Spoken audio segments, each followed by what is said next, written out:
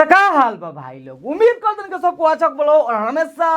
अच्छा रह के चाहिए। तो भाई लोग हमारा तरफ से यानी क्रेजी नंबर 1 की तरफ से तो हम लोग का सब केहू के हैप्पी न्यू ईयर, तो मतलब हैप्पी न्यू ईयर। भाई लोग हमके पता बा, आई नो हमके पता बा कि हम बहुत लेट हो चुकल बानी, हमके 1 जनवरी के कहे करल तो हम लोग सबको के happy new year I mean happy new year, लेकिन थोड़ा लेट हो चुकल बानी बिकॉज यार तुम लोग का समझ सकत रहो जेकर 3 गो चैनल उड़ जाई ओकरा दिल पर का बेती। तो भाई लोग ओकरे के लेकर थोड़ा डिप्रेशन में रहनी है, लेकिन भाई लोग आज हम प्रॉमिस करतनी कि तुम लोग के आज के बाद 2 या 3 दिन के बाद हमेशा तुम लोग को रोस्ट वीडियो देखे के मिली। तो यही से कहते नहीं भाई लोग अभी तक जो हमारे चैनल को सब्सक्राइब नहीं करे प्लीज चैनल को सब्सक्राइब करे के बाद बेल आइकन के ऑल में प्रेस कर दियो ताकि हम जब भी नया वीडियो अपलोड करम सबसे पहले तुम लोग के मिल जाए। तो बिना कड़ा वाला सुन के स्टार्ट करो आज के बकचोदी। पीछा कहिए से बाबू पागलाइल बड़ा हो काहे हो भौजी, पहले खातिर मतलब आई लव यू कहे खातिर भैया नहीं पगलैलन। अब भाई लोग तो लोग का मन बड़ो चाहे ना ऊपरा कितना गो रखो लेकिन निचला नु अलकतरे होई का जना कौन कॉन्फिडेंस ही भौजी कहती है कि देखी चिकना सामान पगलाइल बड़ा हो। अरे हमारा लान पगलाइल बड़ा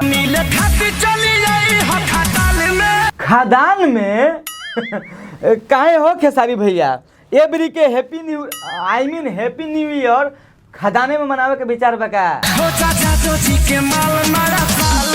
हाँ हमनी के मुठ मार के जियल जाना तो मतलब हमनी के दिल पर का बीतिया खेसारी भैया, तू कितना कॉन्फिडेंस से कह दिला कि हो जा जादव जी का माल नया साल में, मतलब खाली जादव जी ही पेली मतलब माल मरियन लो हमनी के हिला के जिए के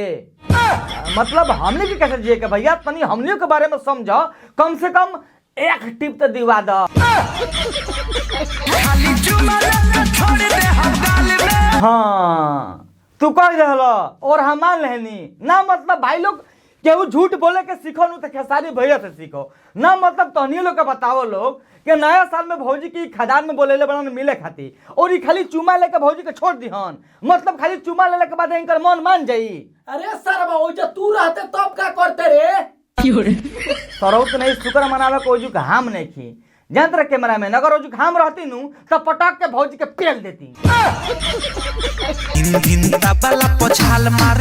अब देखो उदेश भैया भौजी झाल मारो चाहे गान मारो ओकर से हमें कोनो प्रॉब्लम नहीं है, लेकिन तू अगर उल्टा सीधा गाना अगर नया साल में गा दे हलो तो हम तारा गोनिया में अपन लान मार दे। एगो दूगो नाही पियो टाल मारे ले देखो भैया कहीं उ तहार गान मत मार देव ना, जब उ बियर का टाल मारतिया तो गान मारल भी मतलब नॉर्मल बात बा ओकरा खातिर। एगो दूगो नाही पियो टाल मारे ले तत्काल मार ले तो अब तत्कालो मारतिया हे उदेश भैया उ एकरे बहनचरा माल हिया ना ट्रेन हिया रे कि तत्काल टिकट जो होतावे। तो नया साल मेरे भाई नया माल मार ले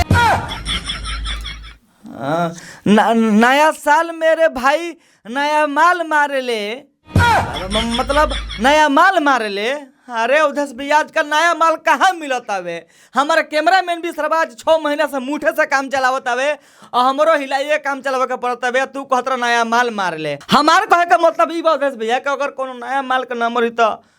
हमारा इंस्टाग्राम में डीएम कर दिया, my Instagram link in the description below. तो नया साल मेरे भाई नया माल मार ले मार के काम चलावे को पड़ता आई सरबा कहता कि नया साल में भाई नया माल मार ले। अब देखो लो भाई लोग जस्ट एगो मजाक कर रहा है और भाई लोग ये वीडियो बस एगो मनोरंजन मजाक खातिर बनावे कर रहा था, केहू भी देख लो तो दिल पर ना ली, बस तुम लोग का हंसावे खातिर तुम लोग के एंटरटेन करे खातिर हम वीडियो बनावनी तुम लोग को ऑलरेडी पता बाबे। और भाई लोग फर्स्ट ही वीडियो नया साल के तो थोड़ा छोट हो गए बाबे, लेकिन नेक्स्ट टाइम जो वीडियो आई भाई लोग 8, 9, 10 मिनट के ऊपर आए ठीक बाबे। तो भाई लोग तुम लोग से बस ये रिक्वेस्ट बाबे अगर वीडियो देख अच्छा लगे तो वीडियो के लाइक कर दी हलो, अच्छा ना लगल वीडियो के डिसलाइक भी कर सकते रहो। और वीडियो में अगर तुम लोग के आई मीन ई वीडियो के तुम लोग के सबसे बेस्ट पार्ट कौन लागल हवे देख के जोन हमारे डायलॉग पर हंसले बड़ा उ कमेंट करके जरूर बती हलो, लगे तो टाइम स्पेंड कर दिया हाँ इतना टाइम पर आई मीन इतना मिनट पर तहर डायलॉग भैया अच्छा लगल तो कमेंट करके जरूर बती हलो कि वीडियो कैसे का लगल हवे। नेक्स्ट टाइम जो वीडियो भाई लोग तो लंबा वीडियो आई और तुम लोग का फुल कोशिश करो पहले जैसा हंसावे के, बस इस चैनल के सलावा कुछ ना होकर के आई मीन इस चैनल कुछ ना होकर चाहिए, इस चैनल के कुछ ना होकर चाहिए भाई लोग तुम लोग हंसावत रहो जिंदगी भर, टेंशन मत लो सरवा हमार झांट पाक जाइनू आई मीन